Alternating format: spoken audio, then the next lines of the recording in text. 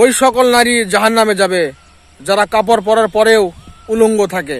রাসূল সাল্লাল্লাহু আলাইহি সাল্লাম বলেছেন, এটা আমার নবীর কথা। তাহলে এখন আপনি দেখেন যে উলঙ্গ কোথায়? টিকটকে গেলে উলঙ্গ ভিডিও দেখতে পাবেন মেয়েদের, এবং ফেসবুকে গেলে দেখতে পাবেন, ইউটিউবে গেলে দেখতে পাবেন। দেখতে পাচ্ছেন না? কাপড় পরাও আছে, কিন্তু তারপরে তাদেরকে কি লাগে? উলঙ্গ লাগে। এরা জাহান্নামে যাবে। আমার নবী বলেছেন, আমার নবীর কথা কখনো মিথ্যা হয় না। নবী বলেছেন যখন, জাহান্নামে যাবেই। টিকটকের নেশা আছে, ছেড়ে দেন যদি পরকালে ভালো থাকতে চান। টিকটকের নেশা মারার থেকে ছেড়ে দেন যদি পরকালে ভালো থাকতে চান। বুঝতে পারছেন? ওই সকল নারী জাহান্নামে যাবে যারা কাপড় পরার পরেও উলঙ্গ থাকে। তো ফেসবুকে উলঙ্গ ভিডিও অনেক আছে, কোনো পুরুষের কিন্তু উলঙ্গ ভিডিও নেই, সব নারীদের আছে, সব মেয়েদেরকে উলঙ্গ ভিডিও আছে। ঠিক আছে? তো সাবধান। আমার নবী যখন বলছে তখন কিন্তু জাহান্নামে যাবেই। এই জন্য সাবধান, টিকটকের নেশা ছেড়ে দেন যদি পরকালে ভালো থাকতে চান।